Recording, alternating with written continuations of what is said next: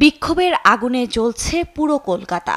গেল মাসে আরজিকর মেডিকেল কলেজের সেমিনার রুমে নারী চিকিৎসককে ধর্ষণের পর হত্যা করা হয়। এরপর থেকেই নারীদের নিরাপত্তা নিশ্চিত ও নিহত চিকিৎসকের হত্যাকারীদের দৃষ্টান্তমূলক শাস্তির দাবিতে রাজপথে নেমে আসেন চিকিৎসকদের পাশাপাশি দেশের সাধারণ জনতা।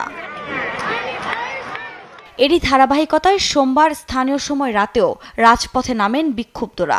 এ সময় যথাযথভাবে তদন্ত না করার অভিযোগে পুলিশ কমিশনারের পদত্যাগের দাবিও জানান আন্দোলনরত চিকিৎসকরা। স্থানীয় গণমাধ্যমের বরাতে জানা যায়, বিকেল থেকেই আন্দোলনকারীরা রাস্তায় জড়ো হওয়া শুরু করলেও রাত বাড়ার সঙ্গে সঙ্গে বাড়তে থাকে বিক্ষোভের মাত্রা। প্ল্যাকার্ড হাতে নানা রকমের স্লোগানে যখন মুখর রাজপথ, ঠিক তখনই ব্যারিকেড দেয় পুলিশ।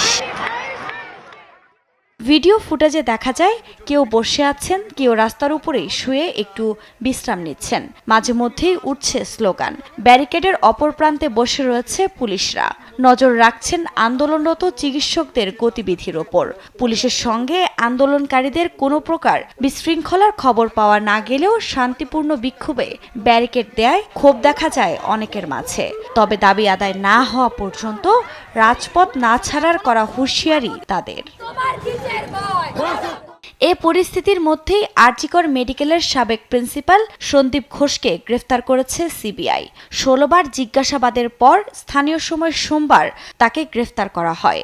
সন্দীপ ঘোষ ছাড়াও ঔষধ বিক্রেতা 2 জন ও আরজিকরের নিরাপত্তা রক্ষীকেও গ্রেফতার করা হয়েছে। ভারতীয় একাধিক গণমাধ্যমের বরাতে জানা যায়, 9 আগস্ট নারী চিকিৎসকের মরদেহ উদ্ধারের পর থেকে প্রিন্সিপাল হিসেবে সন্দীপ ঘোষের ভূমিকা নিয়ে অনেকেই প্রশ্ন তোলেন। 4 থেকে 5 লাখ রুপির বিনিময়ে শিক্ষার্থীদের পরীক্ষায় উত্তীর্ণ করার অভিযোগ রয়েছে তার বিরুদ্ধে। এর আগে সুপ্রিম কোর্টের নির্দেশে মামলার তদন্ত সিবিআইকে দেওয়া হয়।